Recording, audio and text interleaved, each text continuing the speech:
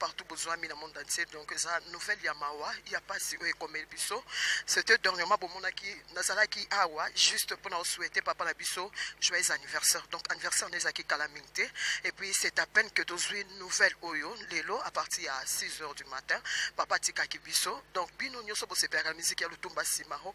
bien sûr que ça passe so bon mona toza moi passer tozolela donc toza anayolo devant caminer pas maman Jeanne Bolé alors tozo recevoir bourgmestre na biso JC Kadima aza awa donc akiti na présence na ye akomi anayolo yango tongi to interviewer moi mke par rapport à nouvelle oyo donc à suivre. Bonjour son excellence. Bonjour maman journaliste. Oui papa tozuyo awa et pas ya maman Jeanne Bolé so bi que nouvelle oyo et ça les biso pas si mingi ya papa Lutumba Simaro kotika biso alors je ne sais pas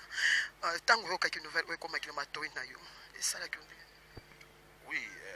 émotion, hein, parce que Babenga na Tongo, je crois, à 7h, 6h. Babenga à 6h, na maman, mon papa, on est que non. Là, Babenga na qui va soler. Mais tout le monde, on est que non, papa, si ma voiture qui piso. Alors, ça y passe. Ça passe. Donc, na moni, mon tunion, tout a information, et ça y passe. D'ailleurs, yemo kwa yembangoti ayemo na nzemo na mabele ya mokolo na kokufa kake kobeta alors kaka ngo yango ebeti donc tango akufi tout le monde a sa information ya kake pona na matoi na ye ba samedi ya lelo samedi ya makambo ndoto makambo ngo yango yo c'est un samedi et puis kake ebeti donc c'est un peu de comprendre et ça la passe la prévanée yo mo so konye go le la bareto ça l'émission mais tu plais et ça passe ndé na ko zelaté batu mususu baya awa du moment où papa Lutumba ki administrer na ngai nga kol mabele na comité papa ba konzi mususu ba komawa ezali mabe makasi ndé la benge nga mutu ali boso fona koma awa et ko annoncer officiellement que papa Lutumba Simaro atiki biso donc yo relégué yango je confirme papa Lutumba Simaro atiki biso na Tongo ya lelo na Paris. Bakonzi bakotala parce que à n'importe qui te yakufi baoba totikala kine na musique congolaise ye wana akeye to éviter c'est ça. Oui, comprenez mon émotion donc bozomona naloba toujours papa zaki nyoso ponanga eza vraiment na ebele pe baza na kati ya presse lelo moi maîtrise ezalaka te mais papa zaki conseil nanga mon premier conseiller puis papa andima kozana bana toujours azaka toujours bien na batu boki ndenge balobi awa abaki sango ekwe bayemba on a kati nzembo mais leo peza mukolo samedi donc c'est juste que ba musicien quelque part tolobaka herba kendaka on dirait ba nzembo basalaka bayebaka onini balobaka ezaka vraiment pambate o bango balobaka alors bon moto to solana promesse na biso JC Kadima alobi ye akoyi na kati mabele parce que ils ont déjà na kati mabele na ye merci bo bino nyonso o bongaka Lutumba Simaro il est l'icône de la musique congolaise aza n'importe qui te et puis bo tu comme on a dernièrement papa ta kotika guitare na ye atika ki guitare na ye pa ya président de la République pour no lobake atiki musique et orchestre lelo eza dirigé par Manda Chante orchestre eza na minute oyo normalement orchestre utaki Uganda babeti na Kenya et maintenant là baza na Goma donc orchestre eza na Goma normalement fa babeta concert moko lelo lo babeta déjà moko mais je suis sûr et certain baza obligé à kokata concert wana pour que orchestre ekoma ce que orchestre komi bon on a toujours na kati ya émission au Culture Mist avec Nana Sangara donc tozana bino poto pesa bino ba news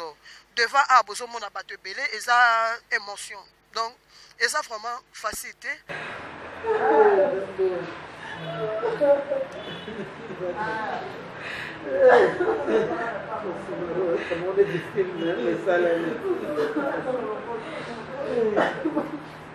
Donc ce moment nazala assez émotion pour dire quoi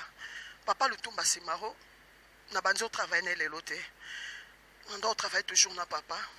partout papa azokende tozala na ye nakozala même na ndako abenga telefone na 6 heures du matin pour me dire ke nana lelo babengisi nga quelque part naza na poso ya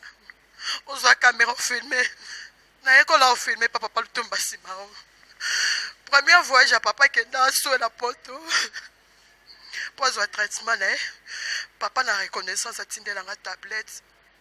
pour nous oyebisanga nane eza remerciement na nga le jour où papa ndima na travaille comme attaché de presse na ye ezalaka certain mardi oyo twandosa rencontre la bamusicien ezalaka jour après na lingwala papa ayebisanga alobi naza vraiment na mbongo te nde lutumba azalaka nango kala mais nayebiki oza trop jeune ozala mposa mbongo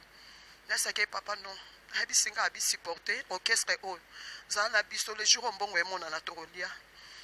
papa azalaki toujours mpona opesanga baconseil papa azalaki toujours mpo tozala bien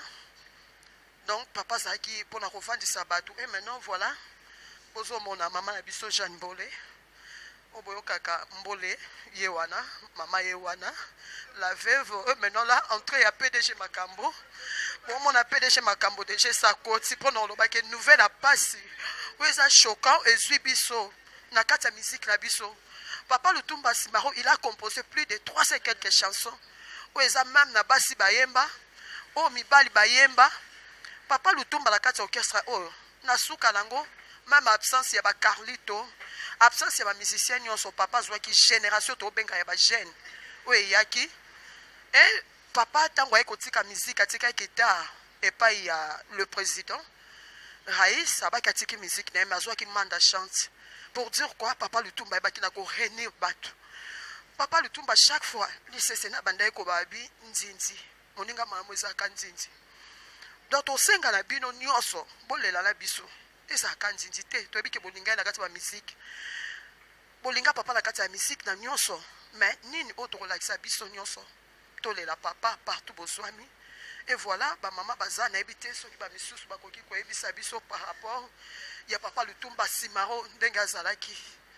donc nayebi te mama na nga lapesi yo na micro bonjour mama toza na yo opesa biso nouvelle ntango ekweki na matoi na okaki papa Lutumba Simaro atiki biso nouvelle esaki ndenge babenga ntongo na ba 7 heures nazali kutu ya kolala babenga babiki papa akufi esalaki pasi na motema mpo ye nde atikalaki lokwa papa ndenge toza na kaminawa papa nde atikalaki ye soki probleme epa mama azalaki awa na kamina papa Simaro moto azalaki mingi na mama ye akei mpe totikali bana etike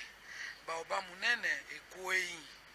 ye nde moto atikalaki responsable toza na likambo ya koloba su te pasi shok eza na motema osala pasi zokoka te nde toale epa ya Jeanne Mbole topesi kaka nzambe merci lokwa ye moko apesaka ye moko mpe akamati que son âme repose en paix nzambe azwa lokumu apesa biso mpe kimia merci